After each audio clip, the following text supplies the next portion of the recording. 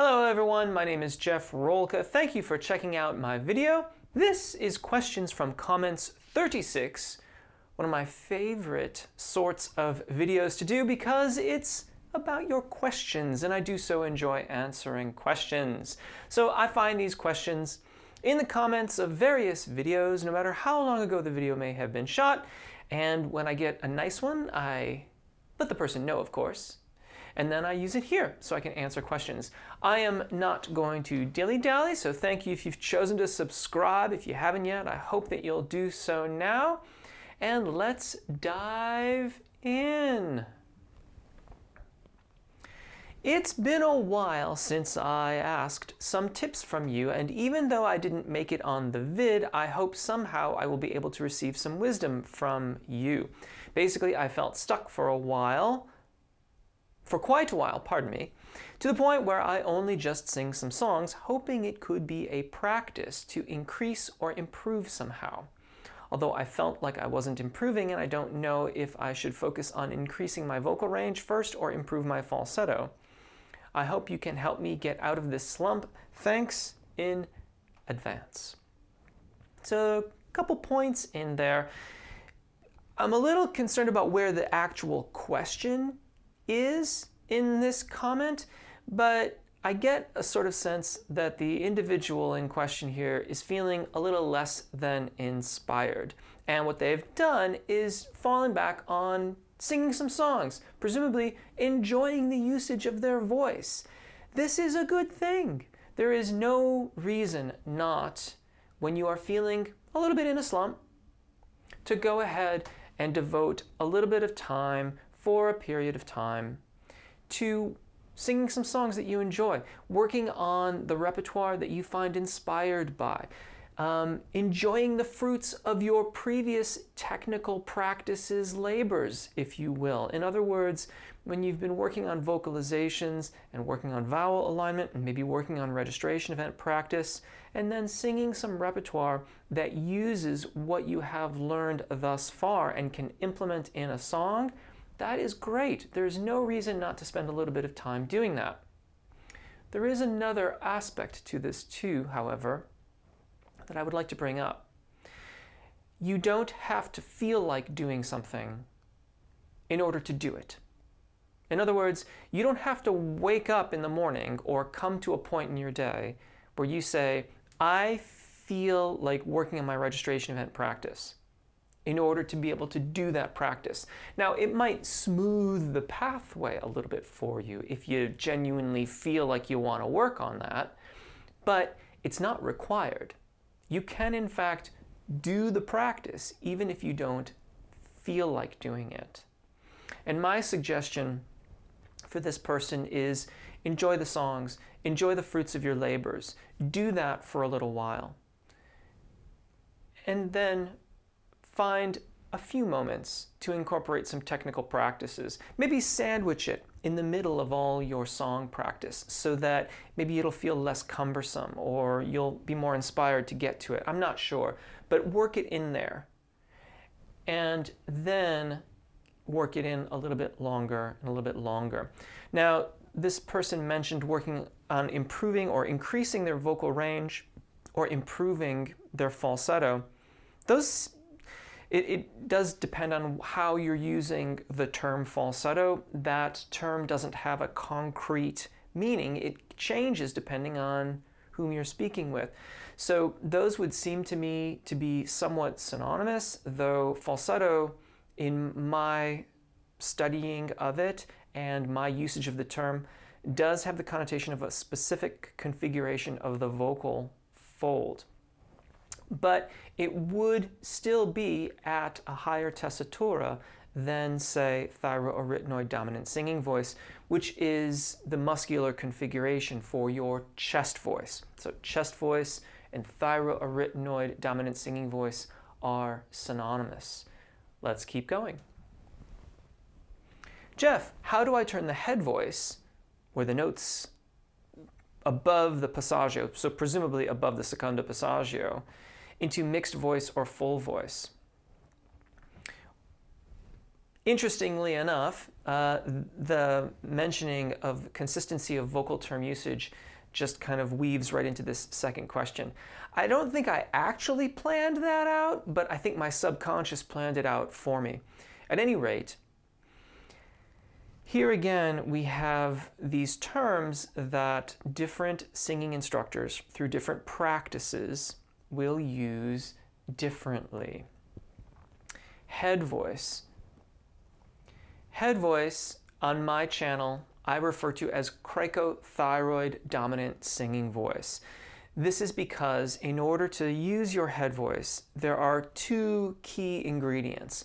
One is that the cricothyroid muscles, posterior and anterior, engage to elongate the vocal fold. That gets the vocal folds thinned, if you will. It stretches it out, and so it's easier to vibrate at a higher pitch. It will sound consistent with your chest voice if you can retain the adduction or closure of the vocal mechanism. Now, that is where we start to get into a little bit of a confliction around the usage of these terms, because mixed voice, for many people, what I just described as cricothyroid dominant singing voice, many people would refer to that as mixed voice or mixed voice. However, mixed voice, from my line of study, is referring to the zona de passagio, the point of transition where you are making your way from thyroarytenoid dominant singing voice, chest voice, which I mentioned a few moments ago. And you're making these slow, not slow, but small incremental changes to the secondo passagio, where you are then fully committed to cricothyroid dominant singing voice. But in that zona de passagio area, you're in flux. You are making the transition. Now, the truth of the matter is that once you're above the secondo passagio, you're still cricothyroid dominant. There is still some thyroarytenoid activity. In other words, your chest voice is still active. What is often left out is that below the primo passagio, that lower boundary where we get into the mixed range or the zona de passagio, below there is still some cricothyroid activity. So technically speaking, that could be somewhat referred to as mixed too, though nearly no one refers to it that way.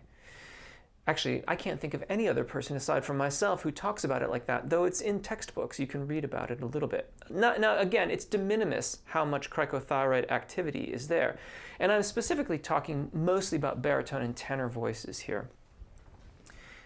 That zona de passagio is the mixed range. Full voice, I'm afraid to say, when we talk about full voice above the secondo passagio, we are referring to, in part, belting, where people will commit to the thyroarytenoid dominant singing voice, and through velocity of air and a bit of engagement there, will commit to the chest voice and belt out some notes. Now, strictly speaking, I don't advise folks to belt higher than a major second or a minor third above their secondo passagio. So you have to find your secondo passagio. That is commonly referred to as the break. And then stay within that boundary, and I think for the most part you'll mitigate a lot of the fatigue that can be associated with belting. However, if you do that in conjunction with a registration event practice, sometimes it can prolong the process of learning how to do effective registration event practices. In other words, singing smoothly over the secondo passagio, singing smoothly over the break. And so I recommend that vocalists commit to the registration event practice for a period of time so that they can do that effectively. And then if they want to belt, they'll be able to do that from time to time too. It doesn't take a ton of practice to be able to implement that. When we hear full voice that appears to go higher and higher and higher and higher, I would argue that this is voce piena in testa, the sound of chest voice in head. And yes, there will still be some minor tonality changes that one can hear. However, when you learn voce piena in testa, which is basically what my entire channel is devoted to, then you no longer have to worry about that upper boundary of a major second or minor third, and you'll be able to use all the various vowels with given vowel modifications as you go higher and higher, and eventually move on to getting into the next registration event, which is beyond the secondo passagio. Again, speaking primarily about baritone and tenor vocalists here of the various varieties, because there's a lot of different baritones and a lot of different tenors.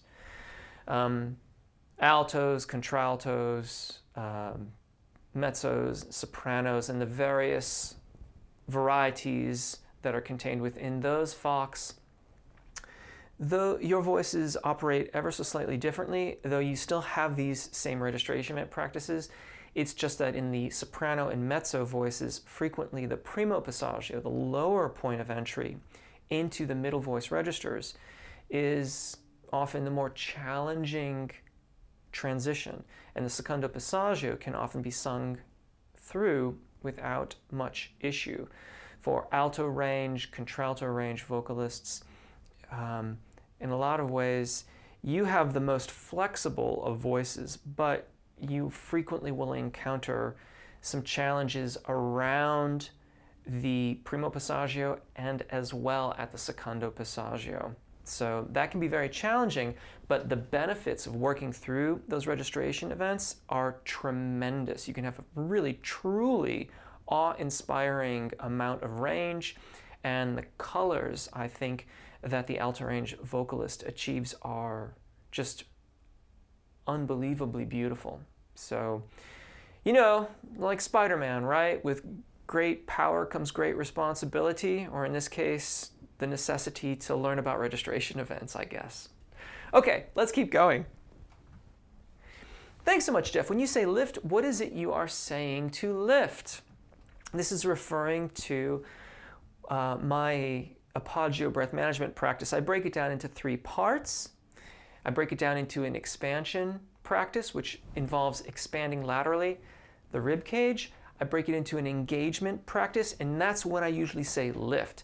And I say lift because it is an action word that is different from what is generally heard when talking about quote-unquote support. And this is because frequently when we talk about breathing for singing, there is a lot of abdominal engagement and disengagement and moving around of that musculature, and frequently we are taught to kind of bear down into it.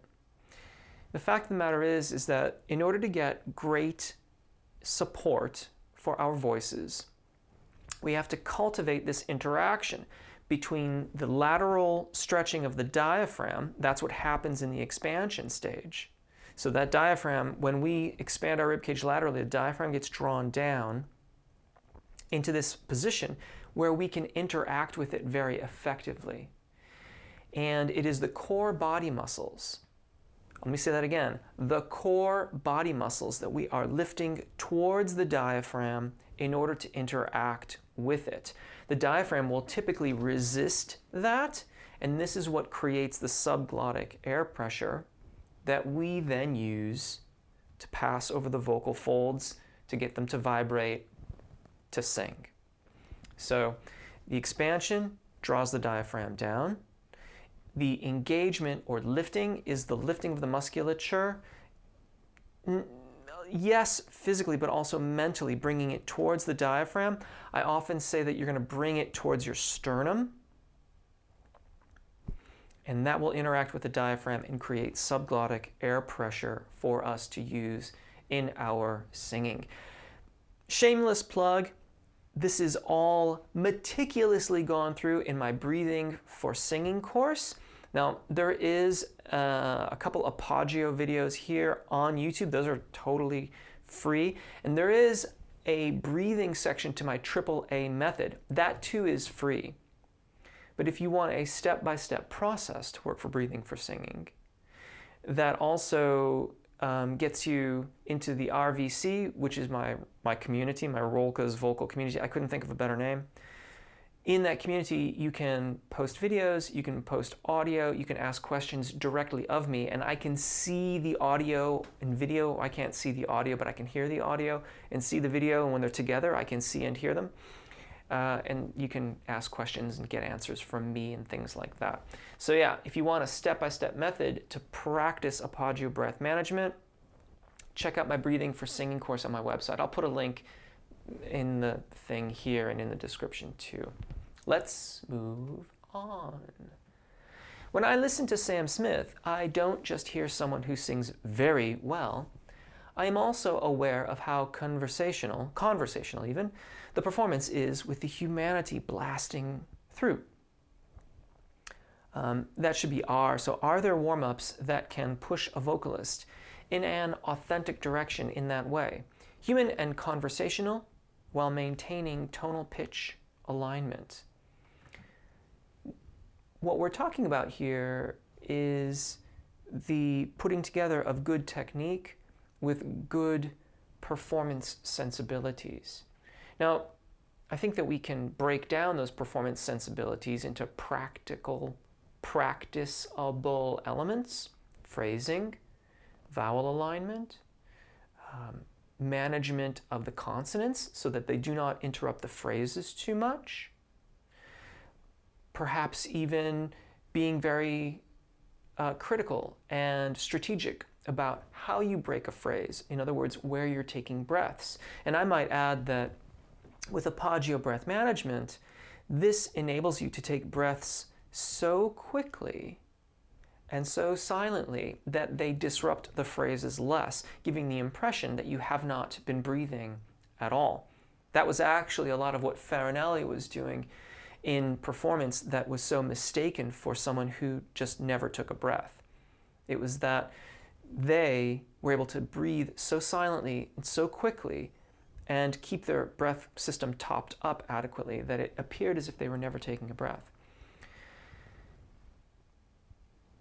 I am of the opinion, and this is just an opinion, that it is through technique that we come to musicality, that we kind of, and this is totally subjective, that we come out the backside of it. That when vowel alignment practice and registration event practice is no longer a practice, but it's just the way that we sing,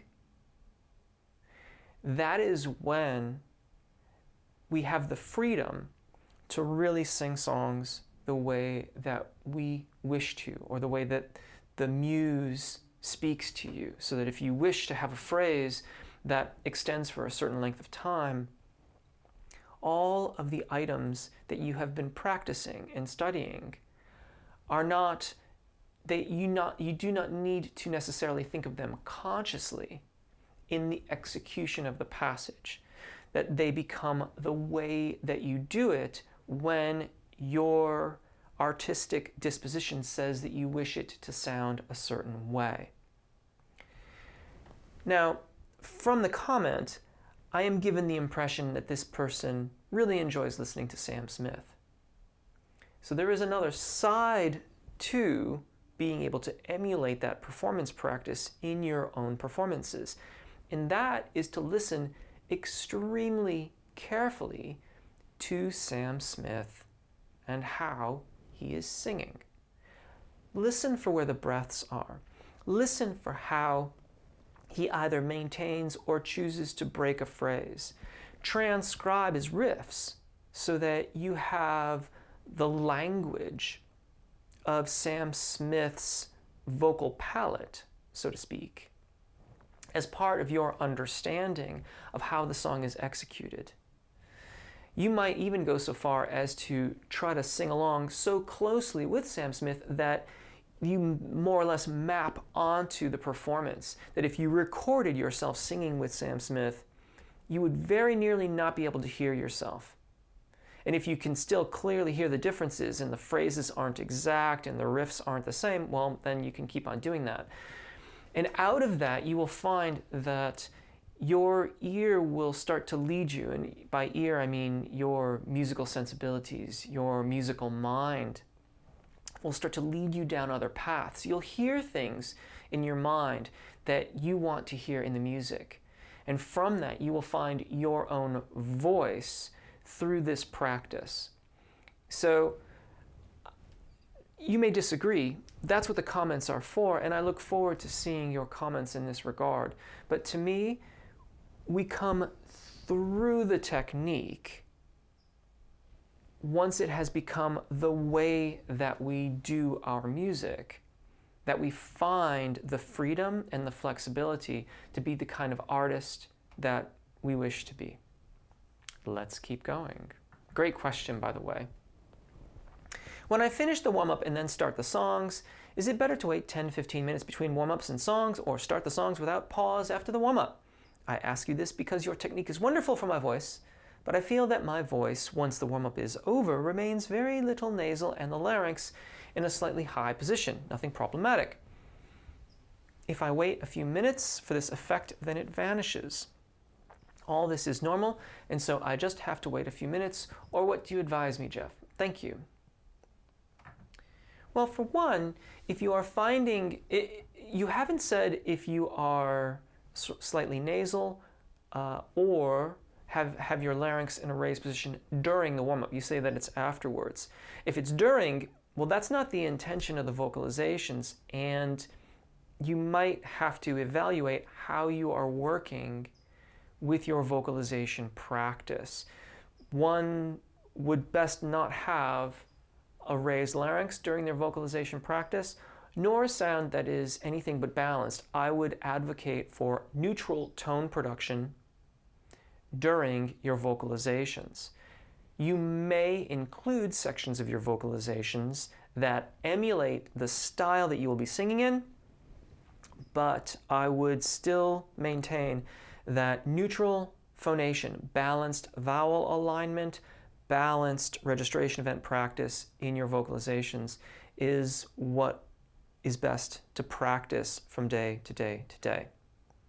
You mentioned that it takes about 10-15 minutes for things to kind of settle in. I don't find that to be unusual. I often feel that there's a sort of settling in process after I've warmed up before I feel truly ready and truly, I think of it as being hot. It doesn't make any sense objectively speaking, but that's kind of how I think about it. I suppose it's like an engine getting warmed up, but that's a ridiculous kind of comparison. 10 to 15 minutes doesn't seem unreasonable to me at all. If that's what's working for you, that seems perfectly fine to me. It could be an indication that your physical being, your body, is not truly fully warmed up even before you're beginning the vocalization practice. And so you are not only warming up your voice, but you are also warming up your physical being, your body writ large during the vocalization. And I might argue that kind of moving around a little bit, getting some motion going prior to your vocalization may reduce or eliminate that 10 to 15 minute wait period at the end of your vocalizations. Thank you so much for all your questions. I always love being able to help in this capacity. Thank you if you've chosen to subscribe. If you haven't yet, I hope that you'll do so now. There are many ways that you can support my channel. Those are all in the description, and they do include Patreon, where if you want to get MP3s or PDFs of my video content here on YouTube, you can get that there. Thanks so much for watching. My name is Jeff. Take really good care of your voices, enjoy singing, and hopefully we will see you again. Bye.